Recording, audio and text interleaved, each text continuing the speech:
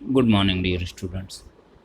पिछले वीडियो में हमने रैंडम नंबर से रिलेटेड 3 फंक्शंस को देखा था। आइए अब उससे रिलेटेड कुछ क्वेश्चंस देखते हैं कि किस तरह के क्वेश्चंस रैंडम नंबर पे बनते हैं। Give the following Python code which is repeated 4 times. यहाँ पे लिखा एक ही बार है, लेकिन एज्यूम करना है कि हमने 4 बार इसको रिपीट किया है और उसका आउटपुट क्या आएगा। डी डी डी यहाँ लिखा हुआ है, इट मीन्स कोई भी नंबर हो सकता है या कॉम्बिनेशन ऑफ डिजिट हो सकता है। 3 डिजिट तक हमने लिया है। पहली लाइन हमारी इंपोर्ट रैंडम है, जो कि रैंडम मॉड्यूल को इंपोर्ट करेगी। दूसरी लाइन हमारे पास जो है प्रिंट 15, ये जो है हमारी मिनिमम वैल्यू है 15, यानी इस यहाँ से जो रिजल्ट आएगा प्रिंट स्टेटमेंट का मिनिमम 15 तो आएगा ही आएगा।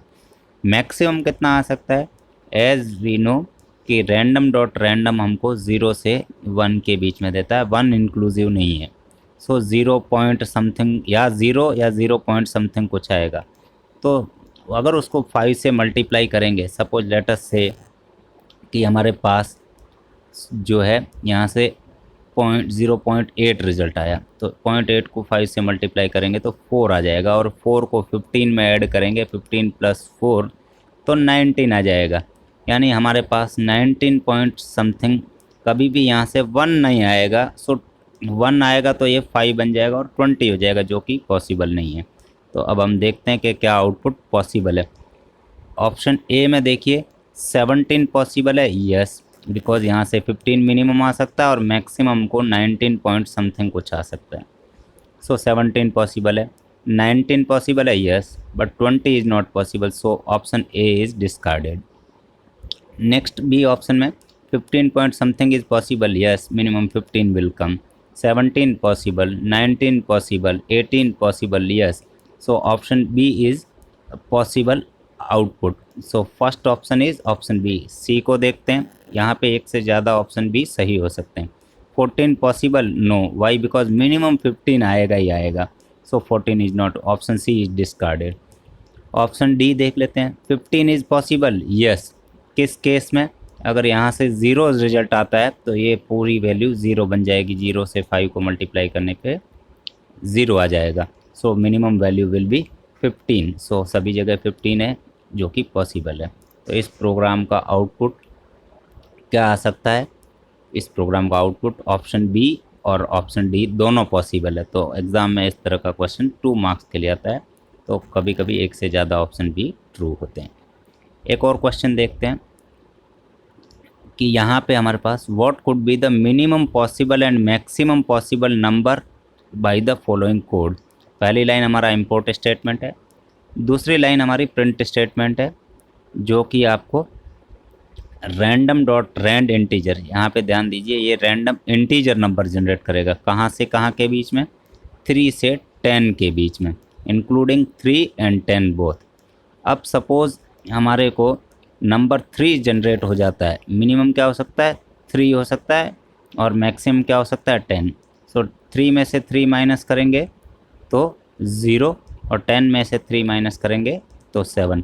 यानी इस प्रोग्राम का आउटपुट 0 से 7 तक के बीच में कोई भी इंटीजर नंबर आ सकता है। वाई, बिकॉज जो भी नंबर जनरेट हुआ है उसमें से हमने 3 माइनस कर रखा है। मिनिमम 0 और मैक्सिमम 7, वो भी integer number. This will be the result. Next है, इन ए school fest 3 randomly chosen students out of 100 students having roll number 1 to 100 have to present the bouquet to the guest. Help the school authorities choose 3 students randomly। इसका एक आपको ये exercise है, random number की programme लिख के बताना है, जिसमें 1 से 100 तक के बीच में 3 स्टूडेंट्स को सेलेक्ट करना है। होप आपको समझ में आया हो। इसको एक एक्सरसाइज की तरह करें और टेस्ट करके मुझे भेजें। नेक्स्ट देखिए, इस तरह के क्वेश्चन एग्ज़ाम में बहुत बार आते हैं कि which of the following is the correct output और result of the following code. पहला हमारा इंपोर्ट स्टेटमेंट है। नेक्स्ट लाइन में हमारे पास एक वैल्यूज़ नाम की लिस्ट है, जिसका फर्स्ट एलिमेंट आपको पता है 0 से स्टार्ट होता है, 1 2 3 4, 5, 6 और 7, टोटल 8 एलिमेंट्स हैं। Begin equal to random dot rand integer. Rand integer हमको क्या करेगा, आपको पता है 1, 2 या 3 के बीच में कोई भी एक नंबर दे देगा, 1 से 3 के बीच में। सो या तो 1 आ सकता है या 2 आ सकता है या 3 आ सकता है। और last equal to random dot rand integer begin. Begin हमारा क्या हो सकता है, या तो 1 हो सकता है या 2 हो सकता है या 3 हो सकता है।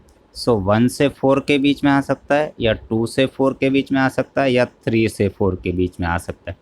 तो 3 पॉसिबिलिटी है इस लास्ट वेरिएबल की वैल्यू आने के। पहला क्या है, या तो 1 से 4 के बीच में या 2 से 4 के बीच में, 3 से 4 के बीच में।